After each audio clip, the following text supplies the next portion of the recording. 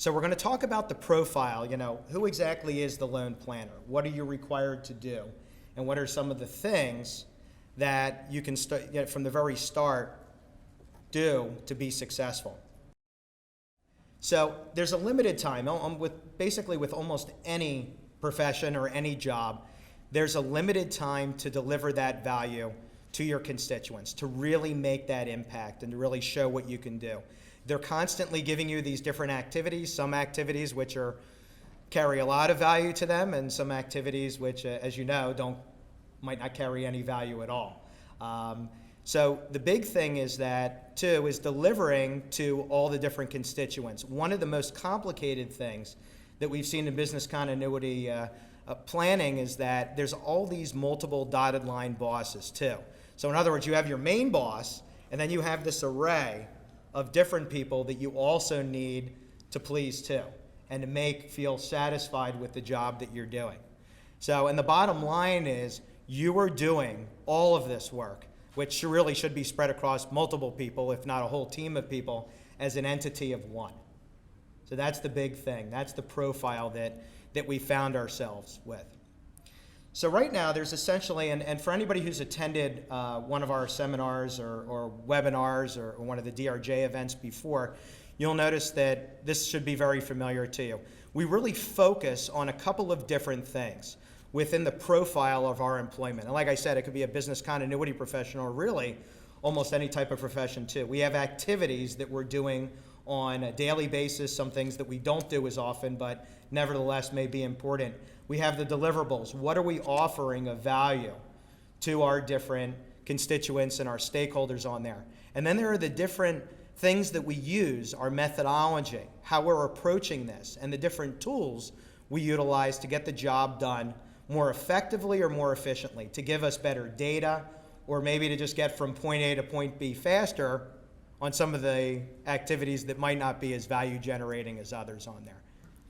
So, one of the biggest things is that we want to spend the most time on activities and deliverables that provide the greatest value. Now that seems to be pretty obvious, right? But what we find ourselves in is that we tend to get so involved within our jobs. I remember I was always, in any program, they said, all right, I want you to do these 20 things. So I would put them down on a piece of paper, and I would actually prioritize those. It was almost like a business impact analysis. And I would say, which activities are bringing the most value to my different customers? And I would rate those. So what was the impact to my business end users? What was the impact to my IT users? What was the impact to my different dotted lines and my primary executives? And I would almost weight those too.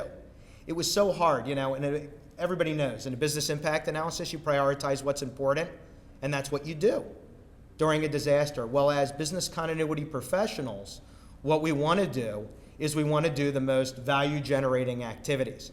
And I always found that doing the exercise of actually sitting it down, and as corny as it sounds, putting that down on paper, always helped me, because I always said, you know what, this is the most important report that I'm ever going to deliver. And then I deliver and I go, boy, I really didn't look at that right, did I? Really didn't have much impact at all. Why am I doing these particular activities? And when would I ask myself that? After I was done. So always when I would start in doing these different activities, I would look and I would say, what provided the greatest value? And we were always looked at tools and methodologies that provided the most efficiency. How are we going to get these tasks done well? And it really focuses on connecting up those activities to the deliverables. That's what you're providing that's tangible to these different stakeholders on there. So if I'm generating that most important report, what are the activities that I need to do that? And even more importantly, what are the activities that have nothing to do with that? And spending as little time as possible on those different items too. And it really winds up helping, because with so many things to do and so many people asking for your time, you can't satisfy everybody. You can at least do a good job with some, and you can do great with some of the other ones that are bringing more value to you and the different constituents. So when we look on here, we say, so I keep on saying, what deliverables have value? So activities, methodologies, tools are usually of very little consequence to our stakeholders or our customers. So you know the old saying, I don't care how you provide this, how you cook the steak, just as long as it tastes good. And that old thing, I think this is more for, Now that we're vegetarians and eating gluten-free, I don't care how you wind up getting there, just as long as what you provide me is valuable to me. And that's the big thing. And we make a big deal out of the different methodologies. We'll say, hey, look what a great job I did in getting from point A to point B. You know, you can feel great about that. You know that when you're providing something valuable, you know how you got there. But unfortunately, in the end, when you're using a lot of your time to explain that to some of your stakeholders and everything, they may listen to you, but a lot of times they really don't particularly care. So that's a big thing, spending your time communicating those deliverables and almost working backwards to those methodologies on there is really important in those tools. So you can see on there, ask your customers. And I always say this. I say, let me ask you something. What are the biggest problems that you're having right now? So if I report up to a CIO, they very rarely say to me, you know what? My plans aren't big enough. I really want a bigger business continuity plan. I don't like the grammar in there right now. It's really not working too well. And you think about that, and it's like, well, aren't we building plans is a part of our job. We have to build those plans. But should we really be spending so much time in perfecting that particular deliverable? I hear a lot, you know what, I have a hard time connecting with the business. I really do. And you know what, we do a business impact analysis, and what do? You look at the different activities that you do, which ones are most important, and what are the different resources that support those. So if I go in and I look and I say, you know what, this particular system is supporting, say, 25 out of my 30 critical activities, you know what, I'm going to sit there and I'm going to say, let me show you how you're providing that value. I have a tool, it's called a business impact analysis. Some people change that name too. We've actually discussed that fairly extensively. Operational value analysis. Same thing. I'm just calling it a different name. And it resounds with that. You know, we hear operational risk management. It's the same thing as a BIA. It really is. Except you're not looking at impact, you're looking at value. How much revenue do I lose if I can't perform that activity? No. How much value does that activity bring to normal operations? It's the same thing. Revenue is revenue, but you're putting it in the value sense. Some people call those value streams too. That's become a popular term. So when we look at our deliverables and working backwards, that's really the key. And you'll see today with Cisco and with the Gap how they've worked backwards to the people that care the most about the program, where it has the most value to them. And they've worked backwards, and that's how they're planning their day. That's how they're planning the activities they're doing. And then they're looking for tools to help with that. And we'll discuss that too. So when you look on there, really methodology and tools come down to two things. As you know, we have Resilience One software. And what is software about? The automation tool is input. How quickly can you get that data in? Analysis. What's the best, what's the way that data gets analyzed to provide something of value? And output. And really, out of those three things, the output is the most important on there. And you look at those tools and you see, how can I get through those activities that might not be as value generating as quickly as possible on there? And how can I gather the data to provide the best analysis possible? In other words, if somebody is looking at revenue, if I'm sitting there and they're looking at revenue, I want to be able to show that CFO, you know what, if you're not performing this activity and you're not funding this disaster recovery program on here, let me tell you, you're going to lose this amount per hour. Or let's look at it like this. You know that big initiative that you have in front of the board? It depends right here on this array of different information technology, facilities manager, people. You link it up to those resources and you can really show those people exactly how you're driving value within the organization. And that's really where a lot of the success comes from. We almost talk about two sides of business continuity planning. There's the recovery side, and that's always what we focus on. We actually call it the red side, the emergency side. But then there's the blue side. There's the normal operational side. How do I provide value in my normal everyday activities? We don't want to have to wait for that disaster and we go, am I on yet? Am I on yet? Am I on yet? Now's my big time. And a lot of times what we've seen is that, you know what? They had no idea who you were normally. You're not even going to get that chance to go on during the big time. So it's providing value in those normal operational activities. So when we look into business continuity, some specific things that we've seen on there. Deliver value to plan participants. Okay, so for that, anybody ever have any of your different planners where they just sit there and they groan in the different business units? Like, oh, do I have to do that again? Oh, this is awful. Here's another 100-question survey that you have to fill out. They hate it. There are better ways to do things. Find ways to get on those things from point A to point B faster. I'll tell you, after going through people that, and I'm sure we've all seen it, I mean, they don't want to fill out the surveys. They don't want to do a BIA. Even the word BIA is dirty now. That's why operational value analysis. We got to talk in it in more positive terms. And you sit there and I go, you know what? I'm going to make a promise to you today.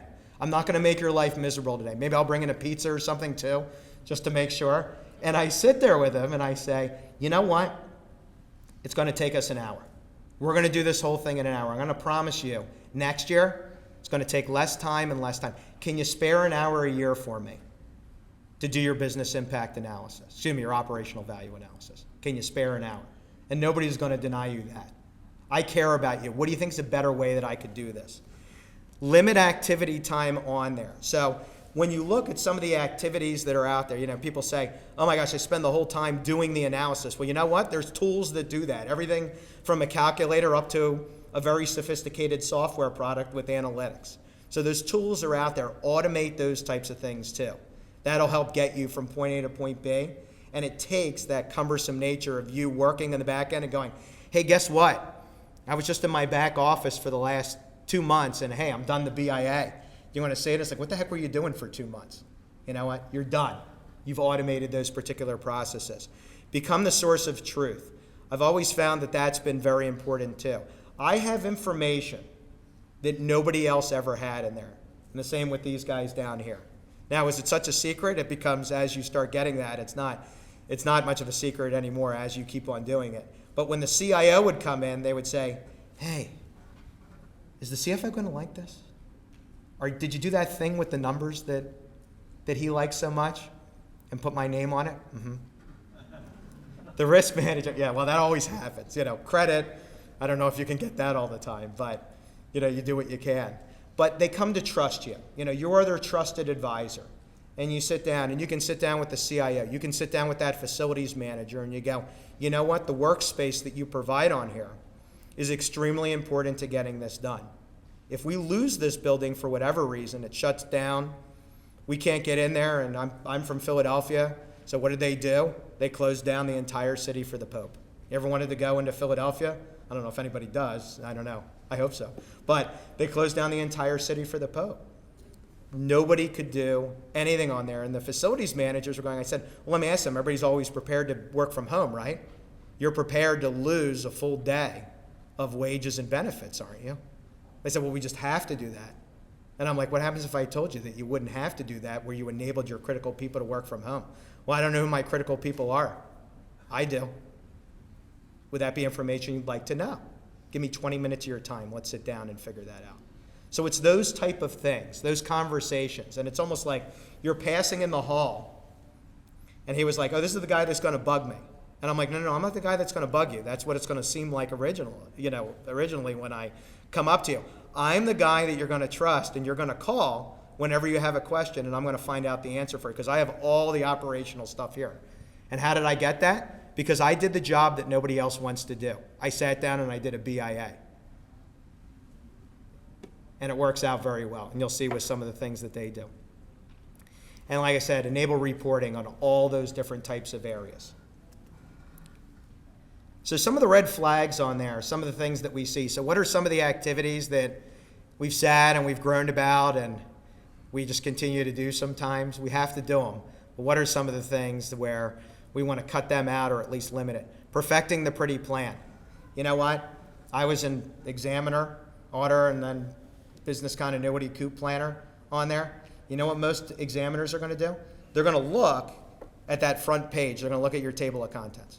They're going to say, do they have everything in there? Have you exercised your plan this past year? That looks pretty good. That's not bad. So going in and really refining that and making that this big monolith of a document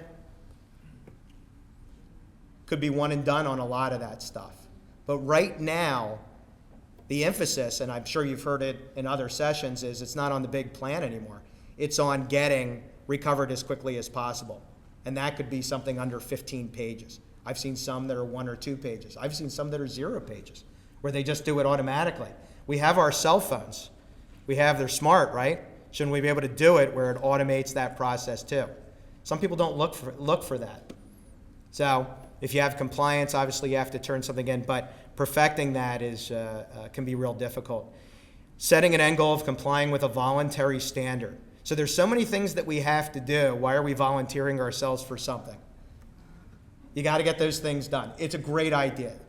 Not saying those standards are bad. We use them as frameworks, but the thing is, at the end, most, not all, but most of the executives, if I went on in and I comply, and I won't name a standard, I'm sure everybody knows which one I'm thinking of right now. If I walk on up and I say, hey, guess what? We're compliant with this voluntary standard, I'm going to be like, what the heck is that? I don't even know what that is. Good for you. You get a nice pat on the back and everything.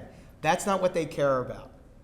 And if they do care about it, they'll probably tell you if you've asked the right question on there.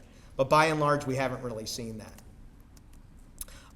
Some of the other things on there, customization, BIAs with limited backing analytics. I see people going out, and what they'll do is they'll ask a ton of questions, and then they'll say, what does it all mean? I've never seen that. You have a narrative BIA.